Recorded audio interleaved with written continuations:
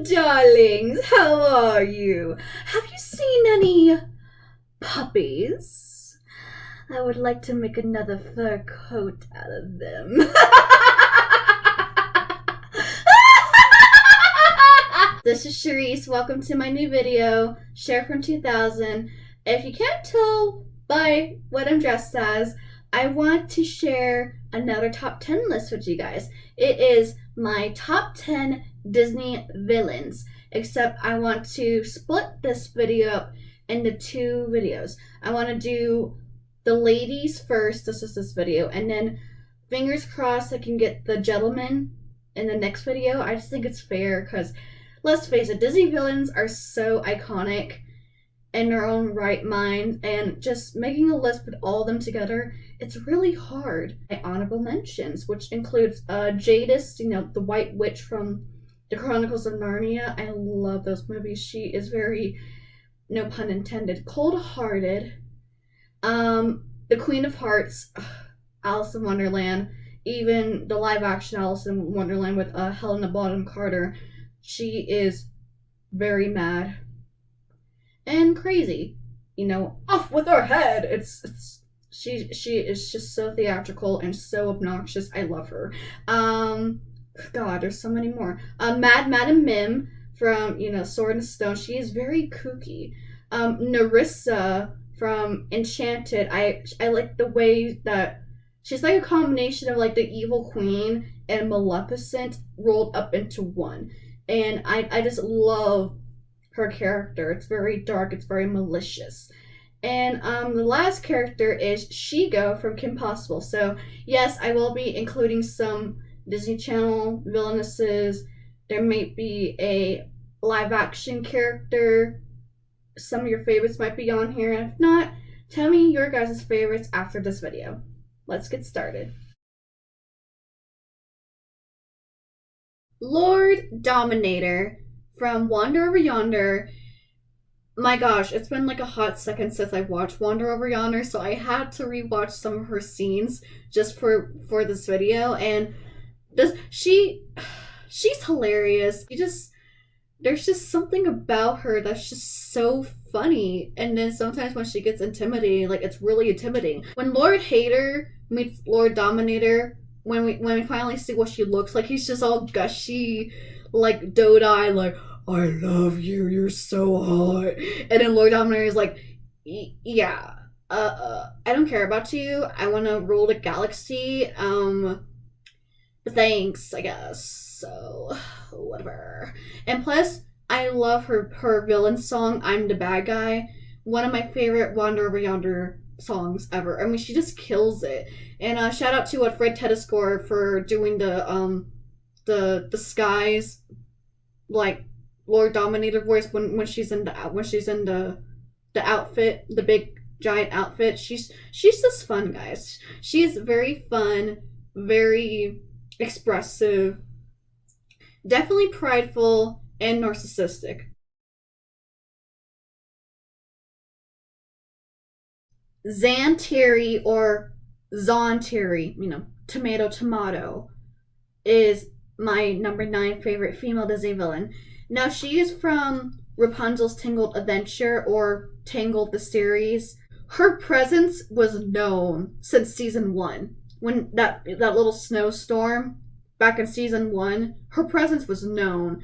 And it was like all this like build up was like, who is this Zantieri? Who is this Zantieri, and what does he want? I think a lot of us thought it was a male, but it was a female. This character makes some of the most creepiest faces ever. I'm pretty sure there's like a compilation on YouTube of Zantieri making the most creepiest smiles ever. And just like with Mother Gothel, Zantieri loves to manipulate everyone, especially Cassandra, since Cassandra is the villain in season 3 along with her. And she is manipulative. She will do anything to succeed in getting both the Sun Drop and Moonstone. And then when she turns into the giant tentacle demon monster at the end, I'm like, oh my god. I thought the little girl was terrifying. Look at this thing. Look at this thing. My only downside, and the reason why she's a little bit lower, I wish we had more of Zantieri, and I'm a sucker for villain songs. I love musicals. I love singing. It's either the I Want song or it's the villain song I like to sing. So I would have loved to have a Disney villain song. But other than that, Zantieri, you are disturbing. I put a spell on you because the Sanderson Sisters are number 8. These are my only live action Disney villainesses. I know there's a lot more out there, but these ones are just my favorite because, come on, it's the Sanderson sisters. You know, Kathleen and Jimmy, Sarah Jessica Parker, Bette Midler. They just have this great chemistry. As the Sanderson sisters, they are hilarious. They play off of each other, and that's why I think myself and others really do enjoy Hocus Pocus. Winifred is the more serious one and the leader of the coven. Mary is very quirky, and I love her little power of sensing children through, like, I smell children. It's just so funny, and tries to help Winifred calm down using the calming circle. Sarah is just, she's dumb. She's an airhead. But she has her moments too, especially Come Little Children. I love that song. It's very haunting. It's beautiful. It's mesmerizing. It kind of lures you in. And of course, I Put a Spell on You. That's probably my favorite scene and probably the most well-known scene from the first Hocus Pocus movie. As of the recording of this video, the second Hocus Pocus movie came out.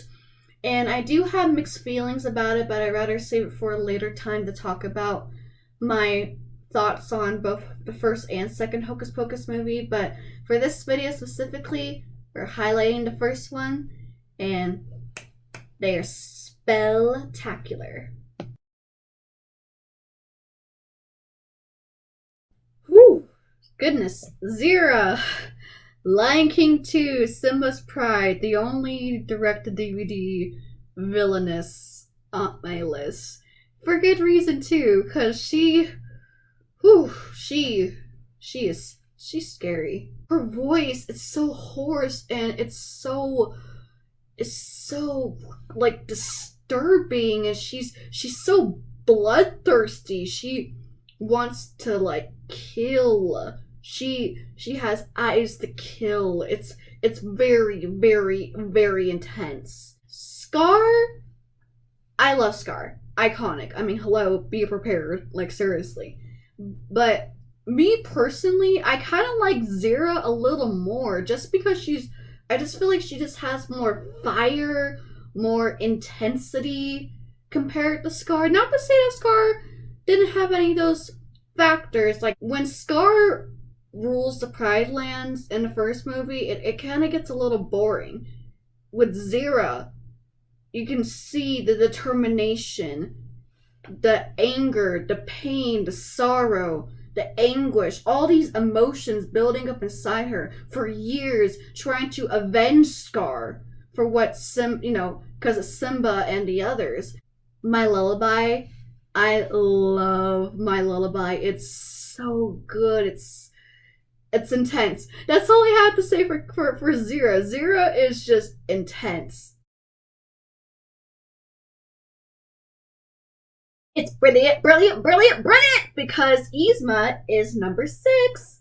Ugh, I love Yzma. I think out of all the female Disney villains, I think Yzma arguably is the funniest. She is so witty. She is so hilarious on screen, and we have to give props to Miss Eartha Kitt. May she rest in peace. Eartha Kitt she is really known to be over the top, and she definitely uses that over the top performance with Yzma, and it also helps with her chemistry with Patrick Warburton as Kronk. The two work out so well together. I love every single scene with Yzma. She is, as she says, brilliant, and I love all the different potions. I love all her different plans. She just has this special charm, and I gotta rewatch Emperor's New School. I haven't watched that since I was like a kid, but I'm pretty sure if I remember correctly, she was hilarious in Emperor's New School as well as the movies. It's just what is there more to say about Yzma? She's brilliant. She's hilarious. She's witty. So thank you, Miss Eartha Kitt, for this fabulous performance.